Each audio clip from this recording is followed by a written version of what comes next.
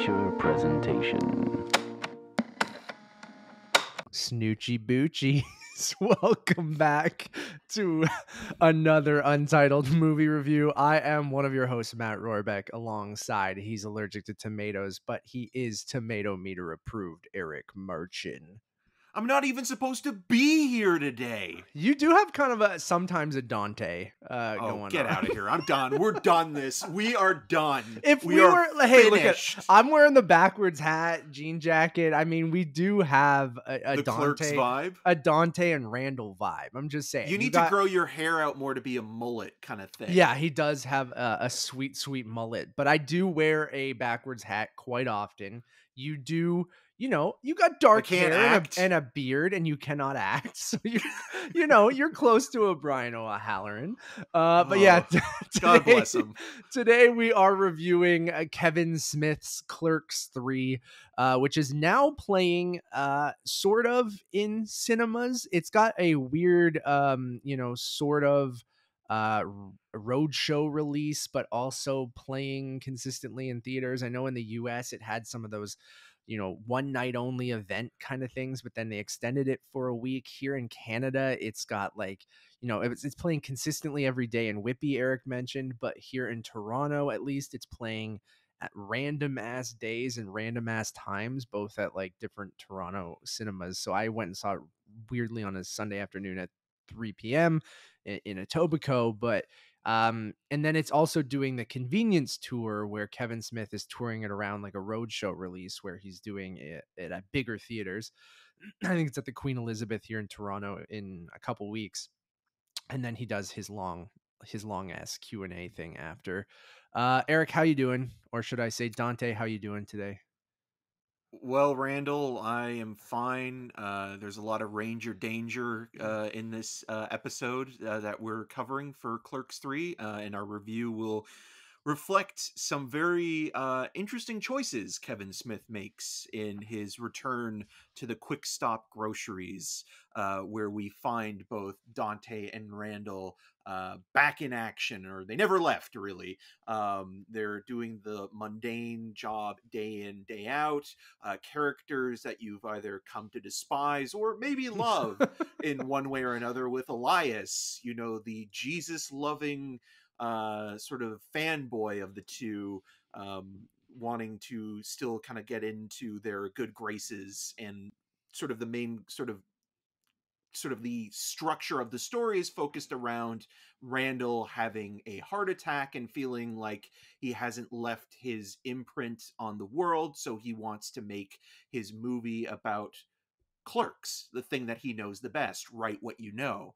And so this meta comedy is kind of reflecting what Kevin Smith has gone through health-wise in the last few years, and him also trying to capture lightning in a bottle for a third time as the Gen X filmmaker returns back to his roots. And I hated it, Matt. I absolutely hated every second of this movie. It is not only self-indulgent and self-congratulatory, but Smith has such a hard time tonally balancing both the comedy and the emotional aspects, and he should know better in terms of what he can give his actors to work with, especially Brian O'Halloran, who, no offense to the guy, nobody's perfect really, but he is a terrible actor, and he can't really which works in the first Clerks weight. movie, but not in anything else.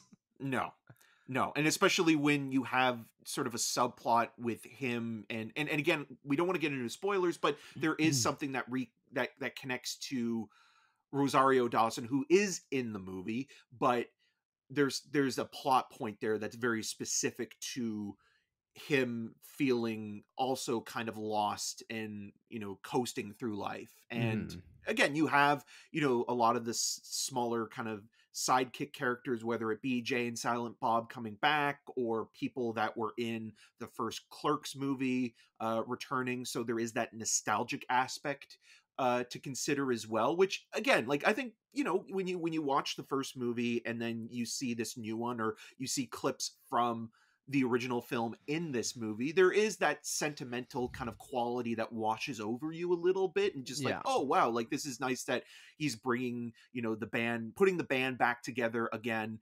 And yeah, it just kind of feels not just like a retread, but there's not a lot there that it's Yeah. worth kind of going back to. Yeah, I'm mostly with you. I think I'm a little bit more positive, and I don't think I definitely don't think the movie is good. But I'm a little bit more positive in the sense that I didn't hate watching it. Like again, Kevin Smith is one of those guys because I really do genuinely love Clerks, the first movie, and a lot of his earlier stuff, especially in the View Askew. Again, a lot of it nostalgic, a lot of it of its time. I don't know if 33-year-old Matt still really loves those early View Askew movies like I did back then, but I still have this nostalgic feeling and sentiment towards his earlier work and towards him as a whole, weirdly. So I was, all for, revisiting these characters now, 15, 16 years later, after Clerks 2. They popped up in different View Askew things here and there, but um, it just falls alongside like Kevin Smith's output over the last decade plus, where it just feels extremely cheap. The humor, misses more than it hits. And then while I like Kevin Smith the most, while when he's putting, you know, himself or his experiences or he has something to say, that's the Kevin Smith I like most, rather than just kind of the weed and fart joke Kevin Smith, like if it leans heavier that way. So like I appreciate that this movie definitely tries harder than maybe some of his more recent View Askew stuff. But to your point, Eric, like when you have the quality of performances that you get from someone like Brian O'Halloran or Trevor Fehrman and like other people in this movie, it doesn't work. And while you want it to work and you appreciate that he's putting something in there and feels like he maybe has something to say, I just feel like when you have Brian O'Halloran is so bad and so much of this movie rests on his shoulders that none of those emotional beats end up working, and you end up going oh or going oh god or like or laughing at something when he's trying to be this, have this emotional moment in the movie. And then, I really do like the relationship between Dante and Randall. It is one note and it's been one note throughout all three movies, but like, I guess that is that kind of nostalgic feeling that washes over you, like you're saying, where like that meta nostalgic kind of stuff in the last act, especially and throughout the movie. Like, I feel like that stuff does work. It's very cheap. It's easy, like, to kind of hit those notes. It's not really doing much else other than going, remember these scenes from the original one here. They're recreating it, but in when they're older and then things like that.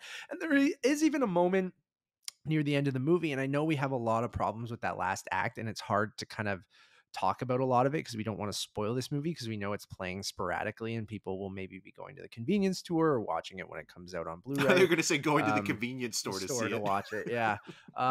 But there is a moment there where I'm like, oh, okay, I liked how they use that archival footage. I like what it's trying to say in that scene of there, but I don't want to get too specific into that.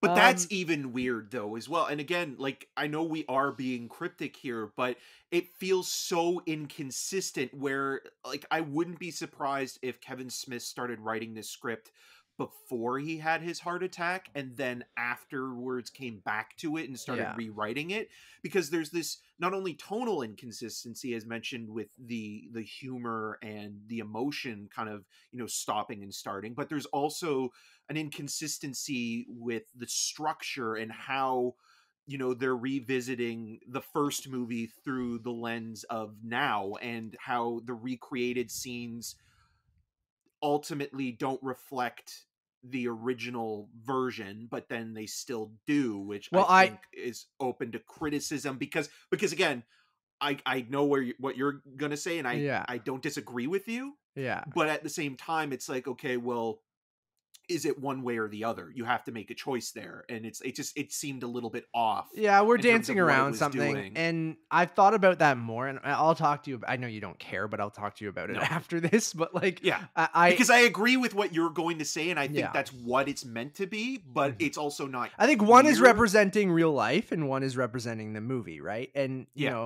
uh, that's why that didn't bother me. That kind of where you see them throughout the movie shooting them, the Clerks movie, or what they call it, Inconvenience in the movie, right? yeah. Um, and then you see clips from the actual Clerks movie, and I didn't mind. I actually kind of liked that.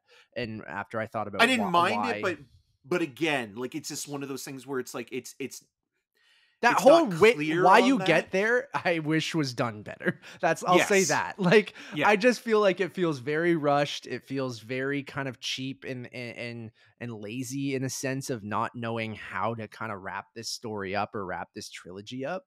You see some trends you've seen in a lot of legacy sequels and stuff in recent memory, and like it kind of falls into all those traps. And like again, like I said, it's trying to say something personal, but I think ultimately just kind of falls back into being another View Askew movie and another Clerks movie. It falls into the traps of Dante and Randall's relationship just being kind of a retread of the same stuff they went through in Clerks 1 and the same stuff they went through in Clerks 3, where even though these characters are supposed to be growing or learning from life and things like that, like it doesn't feel like any of that is super earned, and it just feels like they're kind of doing the same thing that they always did, even if the characters are trying to make different choices, if that makes sense. So like, and even someone like Elias, who, again, they just go, oh, what would be funny about Elias? Well, instead of loving God, maybe he'll love Satan. And then that's Yeah. a one note joke throughout the whole thing, right? The fucking blockchain Coltrane made me want to smash my face against a wall, where you're including all this NFT shit that already feels outdated. And it's like, this movie is supposed to take place now, and that shit already feels like the NFT stuff included into this movie already feels like this movie is from 100 years ago. And so it's shit like that, and then all the cameos and stuff like that, which is that view askew thing, I think I wish was done in a more interesting way, instead of just like, oh, they're auditioning for the movie, here's everyone he's friends with, and then Yep, just they'll Ben say Affleck's something back as Boston John. You've been waiting for this character for, like 30 plus not playing one of years. the 7 other characters he's played in View Askew, but just some No. Boston dude now. Like that's what I Yeah, mean, of like revisit some other characters and what they're doing. So anyways, I don't know. it's baffling that third act where, like, again, it to me, like, there are choices made that it's like, "Oh, this could have been interesting if pulled off, but it isn't." And then it kind of just leaves you more perplexed than anything else. And when you're thinking about Kevin Smith now, then, when Kevin Smith made the first Clerks and kind of captured that, again, lightning in a bottle kind of moment in sort of independent cinema, and that representing a period of time where, people were more excited about, unknown commodities and properties coming out of Sundance and things like that, and it wasn't all kind of, celebrity based at that point. His brand, he's pandering to his brand first and foremost, but his brand hasn't really grown Changed, in yeah. any way, and he's not getting new viewers.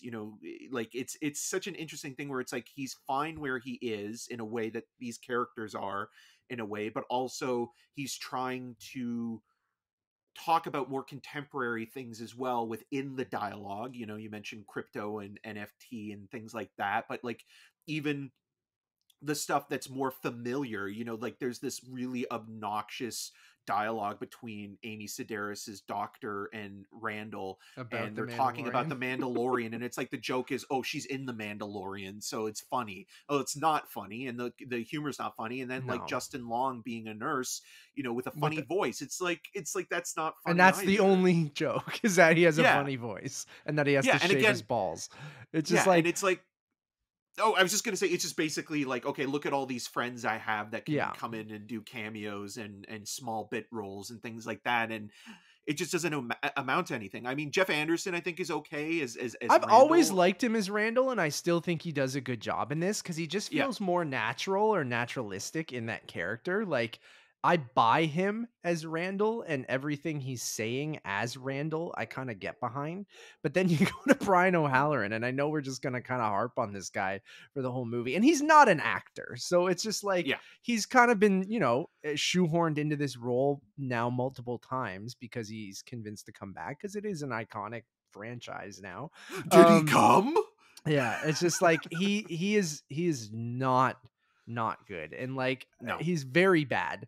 And so much of the movie kind of relies on him, like I said, like that, ultimately, it is a movie about Randall's heart attack and him making the movie and things like that, but Dante is, one of the two main characters, and like, and then to give him all this emotion that he's supposed to convey throughout this movie is just not playing to your actor's strengths, right? Like Clerks worked because you're playing to their strengths. It's two buddies hanging out at a convenience store, talking about pop culture, talking about raunchy shit that happens in their lives. Like, you're not trying to do more than what it is, right? Where when you're trying to evolve and say something, which again, double-edged sword, because on one hand, I'm like, I do like that he's trying to put some of that in there, but then when it's kind of so forced or kind of goes, well, this guy can't do these scenes that he's crying or there's one moment where he's yelling where I'm like, oh, that was pretty good. I'm like, that wasn't awful. But like 90% of the rest of the movie, I'm like, oh boy. And I think that it just goes with like a lot of Kevin Smith stuff over the last 10 years, and especially you see it in this movie where it just feels stiff or like everyone is just delivering a line. You know what I mean? Like it's so written and And there's even a unnatural, because the yeah. way he writes, especially with that first movie, it's like, you have, untrained actors or unprofessional actors going a mile a minute with dialogue that is just like so raw in its performance and the rhythms of it. And then when you do get to, more professional actors or people that can kind of handle it a little bit better, it still has kind of a stilted quality to it, but at least you have a good performance or an actor that is better suited to handling, longer monologues or, conversation, and actually listening to the other actor than just kind of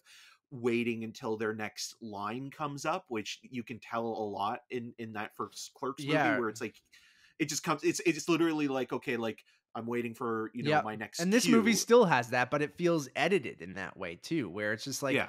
they're not like it's just go, oh, and action, and someone's reading their line, right? Like, and you can just feel the filmmaking. And again, it doesn't, at least Clerks to me, like, I don't know. Like, I guess it just has that charm to it being, of the time and in black and white and grainy and, and again, people talking about things that you didn't It's a really. time capsule Yeah, now, and that's totally. kind of And what it and you said is. it should have been one and done, but like Yep. and I like Kevin Smith for trying, building out, like, I love shared universes. I love even in stuff that shouldn't be shared universes of like characters pop up from one movie and you're like, "Oh shit, the Clerks guys are the Clerks in X movie or whatever." And like I like that world building, even though you don't necessarily need to make more Clerks movies. Like, I'm fine with more View Askew movies, especially of the time after Clerks. Like, I liked that idea. And Tarantino was doing that at the time too, and stuff like that. All those guys, not all But of them, look but where a lot of them. Tarantino is compared to Kevin Smith, Oh, part totally. of He that evolved generation. and and really found what he was good at and continued to do it, but in very creative, ways. Like that whole Tarantino remix style kind of thing. He still continued to do it and continue to do the movies within the movie. Here's my shared universe kind of thing, and like expanded on that. And not made it like such a, a cliche or a joke or like, of course they're going back to this well or anything like that. Like, after this and Jay and Silent Bob reboot, which is also really bad, the two It's better returns. than this, though, I think. Yeah, yeah, I don't disagree with that, but I would say that they both were almost on par for me, where, it was okay to go revisit these characters. It still feels incredibly cheap. The humor doesn't always land. Both movies had something to say, one about fatherhood, one about having a heart attack and, your Mortality.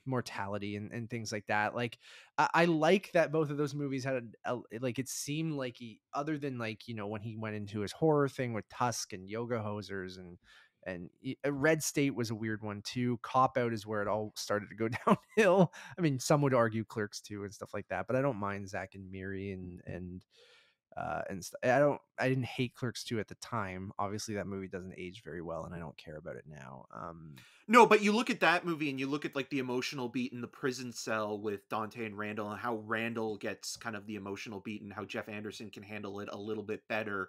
It's still not great acting per se, but at least, you know, it's more believable. And even with Jay and Silent Bob reboot, I buy the emotion more coming from Jay Mewes than I do Brian O'Halloran, even And we if haven't it is, talked about again, them very really. stylized. Yeah, and I think Jay Mewes, like, he's another guy that I kind of like in a lot of these movies because he is just Jay Mewes and it's not like a performance. It's just kind of who he is as a person, and it captures that personality really well. A positive I will say, maybe not about the film as a whole, but I laughed a few times. I did not. Well, I did laugh at one thing, but I was just struck by how ridiculous it was. The thing I did like, or not that it was particularly well written or what have you, is that Kevin Smith as Silent Bob has a monologue about cinematography and what that reflects. And not that I liked what he was saying, but I liked how he said it. And I was reminded in that moment why he's such a good public speaker. And I get why he's doing the roadshow thing and why he's kind of adapted really well to podcasts and things like that, because he is such an articulate, interesting guy that I wish he would just do more of that than he would go and make a movie, even though, like, you know, or he's put spending more of that into the movie. Like, it just doesn't feel like we're getting that same maybe you are getting the same Kevin Smith. Maybe we wanted him to But there's evolve, a lot but of guys like that, where like Eli Ross, another guy where Yeah. like I don't like his movies, but I think he's an interesting historian when it comes to Personality, horror films, and he knows what he's talking about, and that's why I I would said gladly watch them talk for 2 hours and hear what they have to say.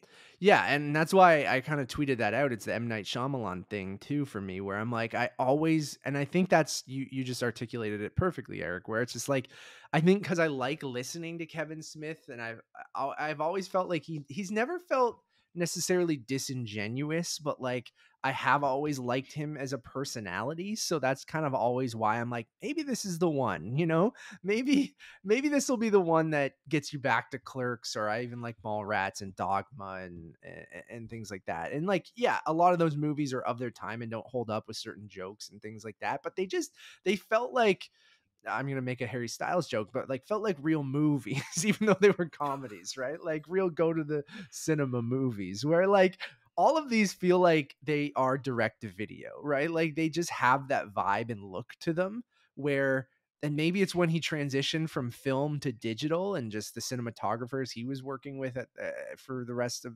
you know, from 2010 onwards. But like, I don't know what it is, if it's just that, or maybe he was working with bigger studios before. So when you had producers that were both, you know, his friends like Scott Mosier but you also had people on, you know, even when he worked at Miramax and stuff like that, like, that would kind of not necessarily like rein him in, but kind of work with him and make them feel like real movies, where now it feels like it's just people let him do his thing, and then it's that kind of, much like Clerks, like you almost seem like you almost finance it yourself. Or I know Lionsgate was involved in this and stuff like that, but it just feels like no one bothers him and just lets him make his thing.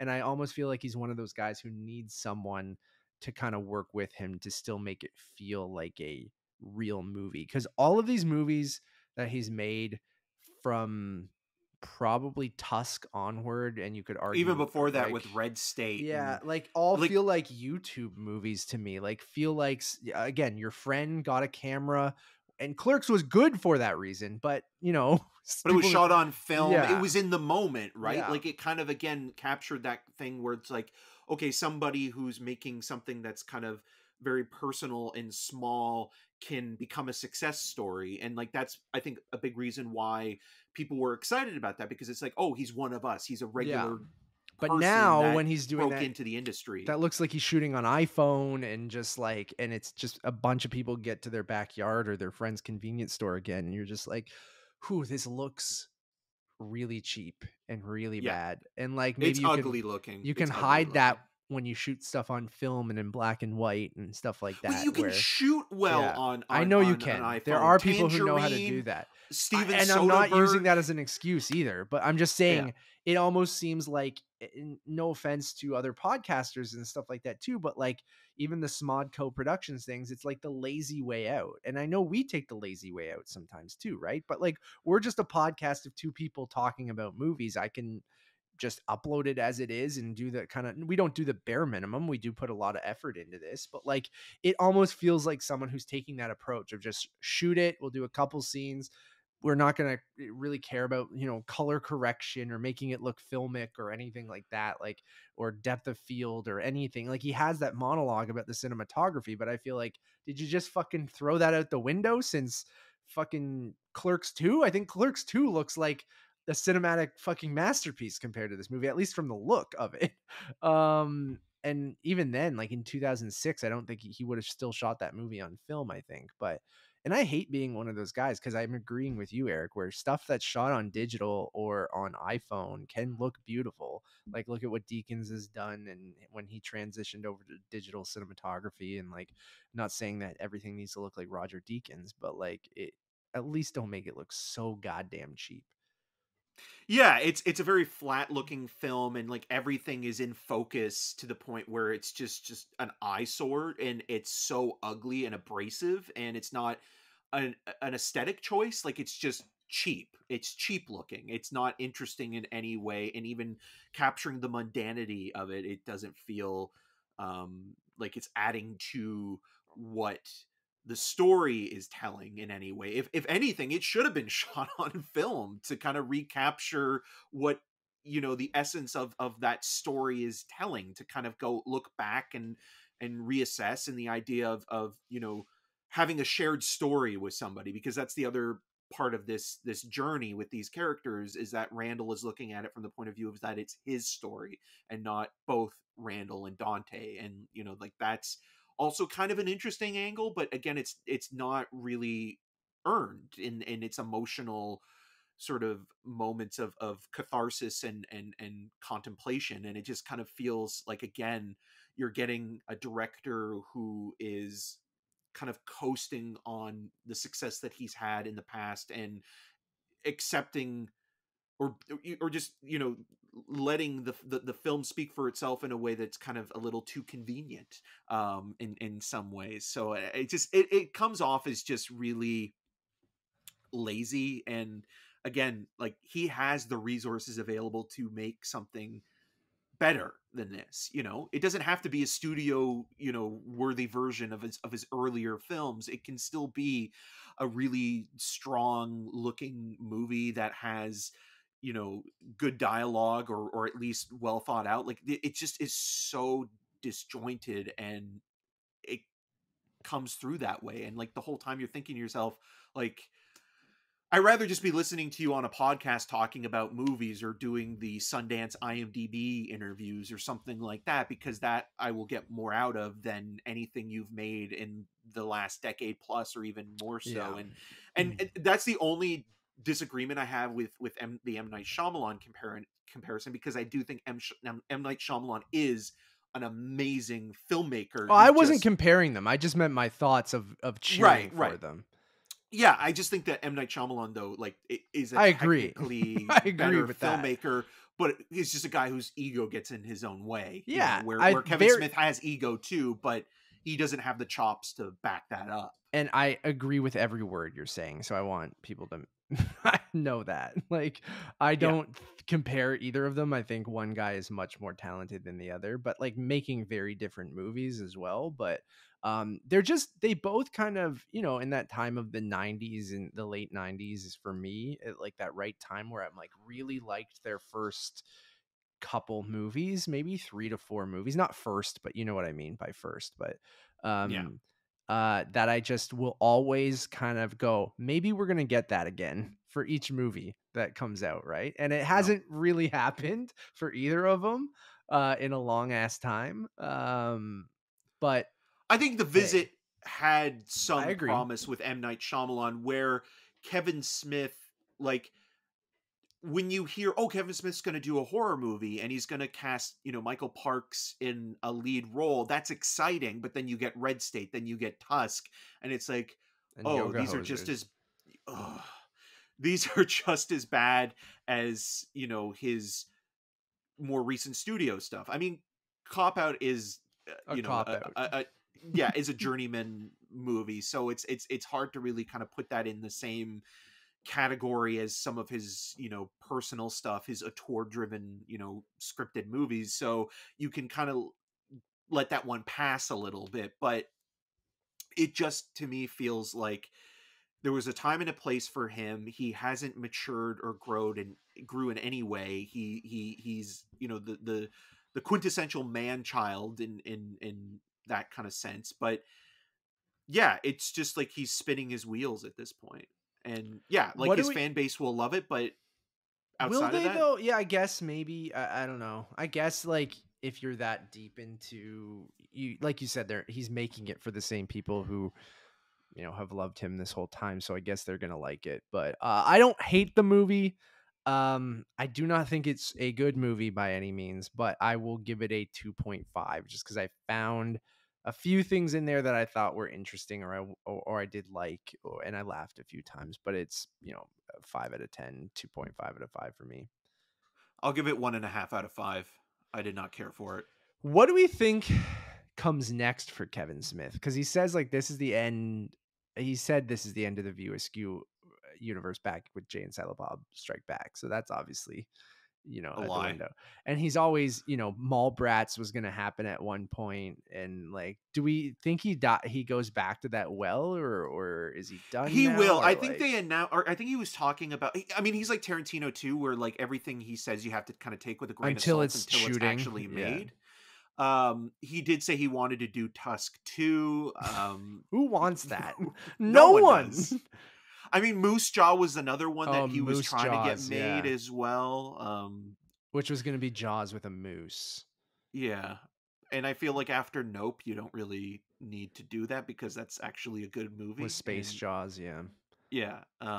So yeah, he'll return to the View Askew universe again. I'm sure, he'll want to do something with maybe Jason Lee, who hasn't been making a lot of movies But or TV did shows they have in a falling while. out? Because like He seems to have a falling out with everybody. I mean, him and Yeah. Ben Affleck got back together because of Smith having the heart attack, and like even in Jay and Silent Bob reboot, you can see the scene where, Ben Affleck's character from Chasing Amy is kind of reuniting with Jay and Silent Bob, but that conversation is basically probably what Ben Affleck and Kevin Smith actually had together at one point. I or like that another. moment. So In yeah, that movie. that's the one moment in that Oh, movie he's that's in. kind of Never the most mind. He was memorable. in Jay and Silent Bob reboot as Brody. Yeah. Oh, okay, so Oh maybe yeah, they're because he not. was Yeah. he was at the video store that's Yeah. in the mall still. That's kind of So, Yeah. but he still hasn't done a lot outside of that film. Like there was a point where like it felt like Jason Lee kind of was doing a lot of really good character work outside of just the Kevin Smith stuff, obviously, and then he's kind of disappeared. Like after that third Alvin and the Chipmunks movie, he's Seems gone like he into like was on witness protection. an animated show on Paramount Plus called The Harper House with Rhea Seehorn and Tatiana Maslany. Oh, okay. Interesting, but it was canceled after one season. So he's still around. I've always liked Jason Lee. I think we've talked about him multiple times on the show that we both like him. Yeah. And wish he kind of did more things. But maybe he's just chilling, man. Maybe skateboarding and just fucking hanging out. Anyways, thank you all for listening or watching. We really, really do appreciate it. We have tons of stuff for you guys right now. And I don't know how we have enough time to do all this or post all of it, but you'll be getting a ton more. So we just posted our review of How to Blow Up a Pipeline, which is probably the hidden gem from TIFF 22. It's a fantastic movie, but we also have TIFF reviews up for The Greatest Beer Run Ever, which releases this week.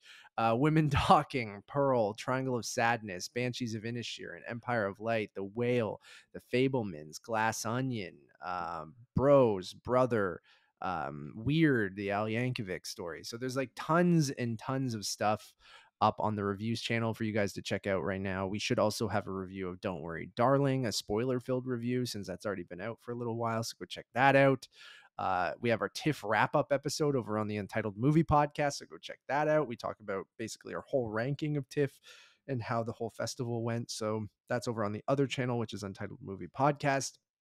You can find everything on YouTube at Untitled Movie Podcast or on podcast services. One-stop shop for everything. Just head over to Letterboxd, which is Untitled_movies. And as always, my name is Matt Rohrbeck. You can find more of my work around the internet, but mostly at UntitledMoviePodcast.com, and follow me on all those social medias at Matt Rohrbeck. And I'm Dante. You can find more of my video reviews on rogerstv.com/cinemascene and on the social medias at EM6211. Until next time, Snoochie Snoochie Boochies. Boochies!